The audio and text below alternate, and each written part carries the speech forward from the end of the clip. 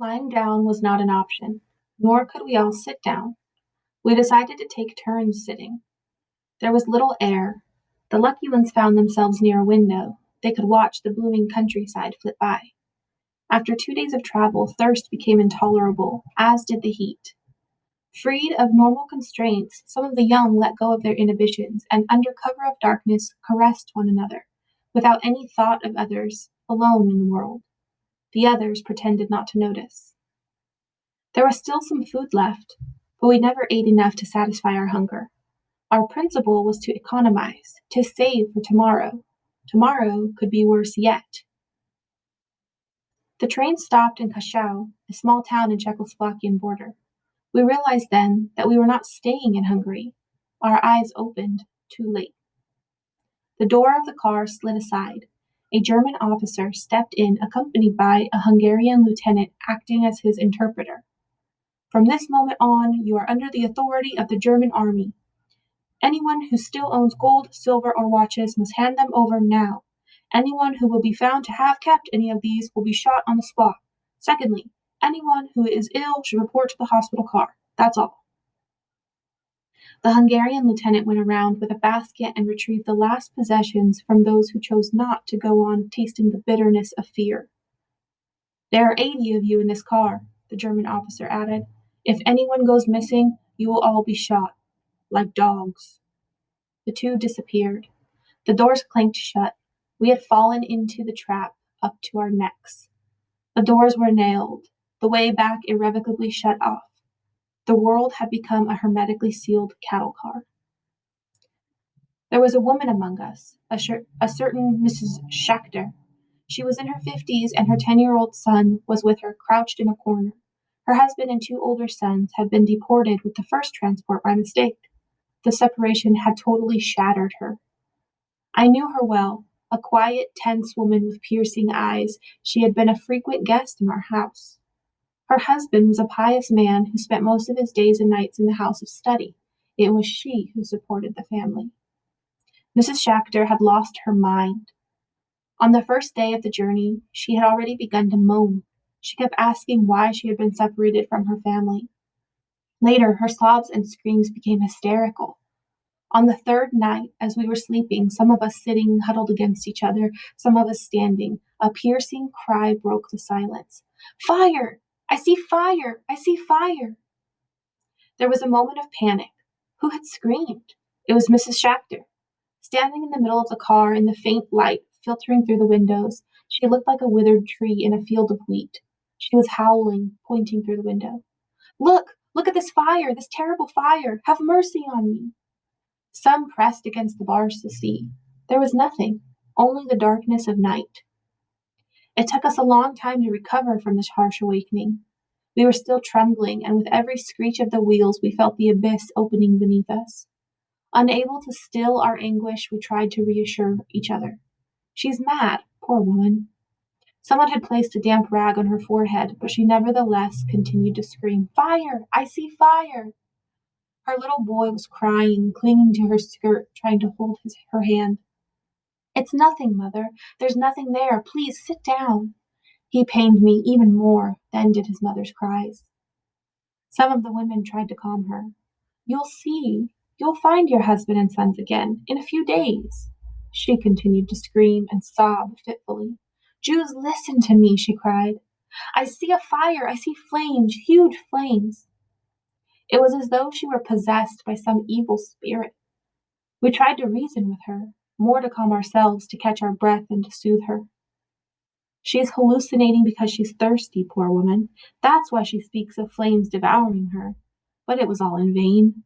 Our terror could no longer be contained. Our nerves had reached a breaking point. Our very skin was aching. It was as though madness had infected all of us. We gave up. A few young men forced her to sit down, then bound and gagged her. Silence fell again. The small boy sat next to his mother, crying. I started to breathe normally again as I listened to the rhythmic pounding of the wheels in the tracks as the train raced through the night. We could begin to doze again, to rest, to dream. And so an hour or two passed. Another scream jolted us. The woman had broken free of her bonds and was shouting louder than before, "Look at the fire! Look at the flames! Flames everywhere!" Once again, the young men bound and gagged her. When they actually struck her, people shouted their approval. "Keep her quiet! Make that mad woman shut up! She's not the only one here." She received several blows to the head, blows that could have been lethal. Her son was clinging desperately to her, not uttering a word. He was no longer crying. The night seemed endless. By daybreak, Mrs. Schachter had settled down. Crouching in her corner, her blank gaze fixed on some faraway place, she no longer saw us. She remained like that all day, mute, absent, alone in the midst of us. Toward evening, she began to shout again, "The fire! Over there!" She was pointing somewhere in the distance, always the same place. No one felt like beating her anymore. The heat, the thirst, the stench, the lack of air were suffocating us. Yet all that was nothing compared to her screams, which tore us apart. A few more days and all of us would have started to scream. But we were pulling into a station. Someone near a window read to us, "Auschwitz." Nobody had ever heard that name. The train did not move again. The afternoon went by slowly. Then the doors of the wagon slid open. 2 men were given permission to fetch water.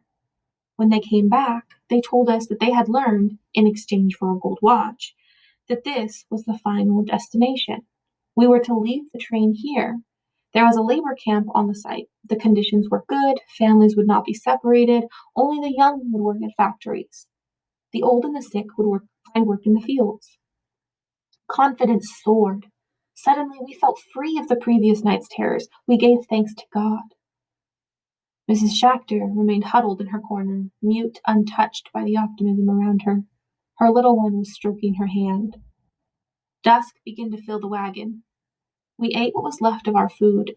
At 10 o'clock in the evening, we were all trying to find a position for a quick nap, and soon we were dozing. Suddenly, "Look at the fire! Look at the flames over there!" With a start, we awoke and rushed to the window yet again. We had believed her, if only for an instant. But there was nothing outside but darkness. We returned to our places, shame in our souls, but fear gnawing at us nevertheless. As she went on howling, she was struck again. Only with great difficulty did we succeed in quieting her down. The man in charge of our wagon called out to a German officer strolling down the platform, asking him to have the sick woman moved to a hospital car. "Patience," the German replied. "Patience. She'll be taken there soon." Around 11 o'clock, the train began to move again.